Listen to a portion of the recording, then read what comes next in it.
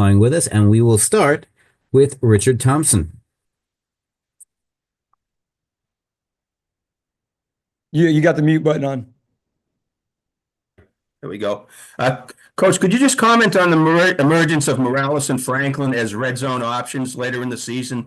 Seems like I've been seeing them catching a lot of balls down there in that end of the field. Yeah, they made a couple plays down there. Every game, we put an emphasis on really trying to get those guys a couple more balls than we have early on in the year, like as the year's gone on, and they're trustworthy guys for sure. You know, whether those plays get called or not, or some plays get called and killed based on looks, so they come up more often than others. But they're always definitely targets and options when we get down there. Just a quick follow. How are they effective as blockers for your running backs? Very effective.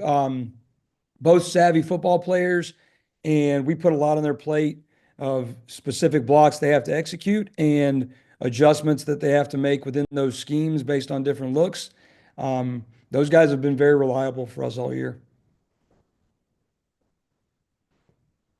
We'll take the next question from Trevor Haas. How's it going, Mel? Hey, Trevor, how you doing? Pretty good, thanks. Can you just speak to A, Grayson's growth and development throughout the season, and then B, just what's clicked offensively for the past 3-4 games for you guys? He takes a very steady and consistent approach day by day and has ever since he's been here. Obviously, the more reps you get, the more consistent you become in your play on the field, and the better things go, and you feel more comfortable with the guys you're around and operating with. He's certainly made strides in really all aspects, and we'd like to continue to see that.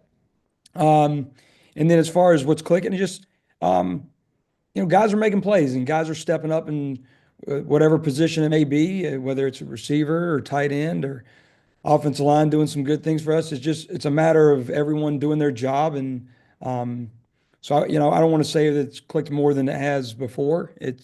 Some guys have made some plays. We've had some explosive plays that's helped us score some points. But just to speak on Grayson's done a nice job. Take the next one from Saurabh Gokarn from the Heights. Hey, well, an extremely deep running back room this year, from obviously guys like Kai to newcomers like Jordan McDonald. First of all, how is that running back depth sort of helped out in the passing game? And second of all, from a game-to-game basis, how do you sort of decide how you want to allocate the carries? Is it kind of like a ride the hot hand kind of thing, or? Yeah. So to answer you, as far as the running back depth, those guys have done a great job all year.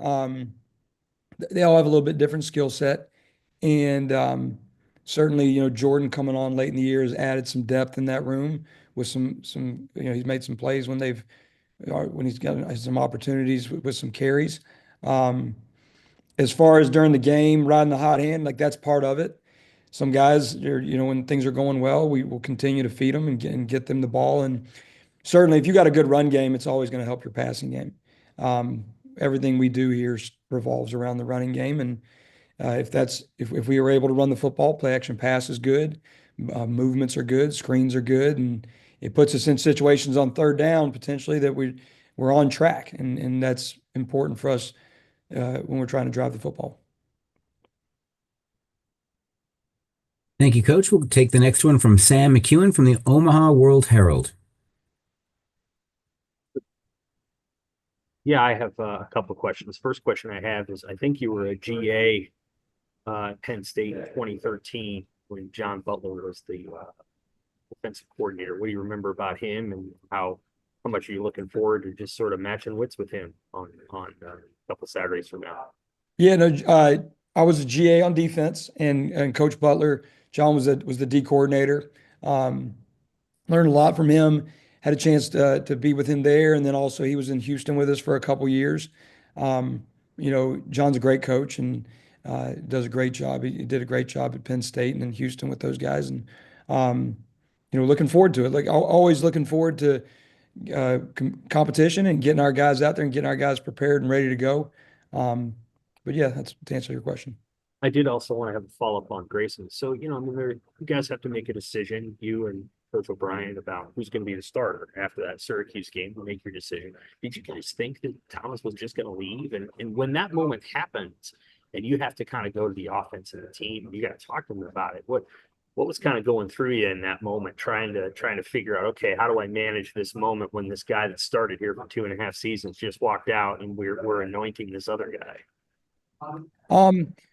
Really just to answer your question is like, instead of just talking about that specific scenario, really talking, because the way we handle that scenario is the way we handle really any scenario is, you got to stick and move. And when you're in a football game and the teams are giving you some stuff on defense that you're not prepared for, like you've got to be able to stick and move and adjust. And you can't get flustered and worried or and get all like, oh, I don't know how to react. Like you've got to be able to calm yourself and come up with a solution. As coaches, we try to problem solve and manage things as best as possible and teach.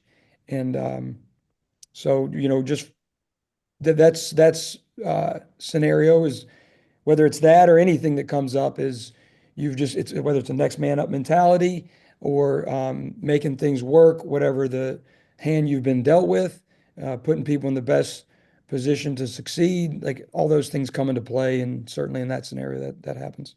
Did you have you ever experienced that situation before in your coaching career where something like that happened? Probably not the exact same. I've certainly been around some things where it's not ideal as far as being able to handle things and you get caught off guard a little bit, but whatever those scenarios may be and situations you get when those things have come up in whatever nature, you get kind of used to emotionally and mentally dealing with it and being able to move along. We'll take the next one from Dan Rubin at bceagles.com. Well, you go back a long way, a decade or so with Bill O'Brien specifically. Just what has he kind of taught you and helped you along with the game of football, coaching with him? What's kind of made you want to stick with him? And then when you guys come to BC, it's obviously closer to spring ball than it was to the end of the season last year. So how did that relationship help you lay down what you wanted to do offensively, just in terms of concepts and scheme? Been with coach for a long time, like you spoke on, and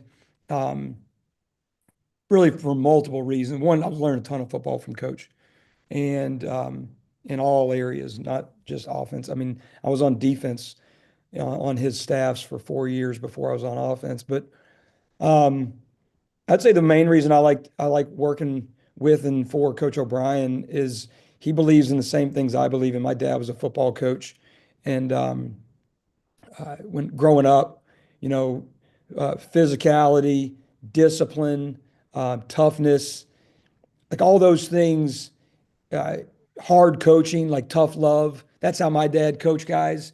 The players that my dad coached loved him. I had a chance to be around as a kid, and the guys that coached me when I was a player, the ones that coached me like that, I appreciated the most. And that's the kind of Coach O'Brien is, and what he believes in, I believe in. So, that's really the driving force why I've enjoyed coaching for him for as long as I have. And then, what was the other part of your question, Dan? He can't mute. You're muted. I don't know if they can let you back in. Here we go. There we go. Thanks. Sorry about that. No, it's just how did that prior relationship being able to come to Oh, be yeah. Sorry. help you kind of lay that offense down when you guys came in so late? Yeah, just being on the same page, and I'll also speak. I was the new one, the new coach on offense. A lot of the other guys on offense here that are on our staff, they were here before, and so there's some things that they were doing that I wanted to learn as well, and always learning. The offense we've been part of, at least say we, but when I've been around Coach O'Brien, it's evolved every year, whether it was when he was at the Patriots to Penn State and then Houston and to Bama and then to the Patriots back again and then here. It's ever evolving. Everything we try to do is we try to put the best personnel we have on the field as much as possible and utilize them and get them in the best position to like really showcase their skill set, put them in the best position to succeed, whether it's formations, motions, plays, all that stuff. And but really being on the same page. I think that's number one, being like, getting here when we did. Trevor Haas from Boston College, you have the next question. I think it's no secret you guys want to run the ball a lot, but at the same time, obviously the passing game is a critical part of football. Just can you describe the evolution of that, how you kind of mix in the passing game and what the next step is to take to the next level next year and beyond? Yeah, so just the running the football is critical, and we try to do as much as we can pairing up formations and motions and making things look the same. So, if we're running the ball well out of this formation, like every game we go into it like that. If we're gonna have runs out of this formation and motion, we try to have a play action or some sort of pass on normal downs from the same formation and motion to give the defense a similar picture and do something different. I think that's important. And then we try not to do too much. It's more about having core plays that you believe in and that the quarterback's comfortable with, and then just dressing them up different ways so the defense sees it a different way, but your reads are similar, and you're trying to get guys in certain spots to do things they're comfortable doing. Just with time and repetition, we'll have improvements there.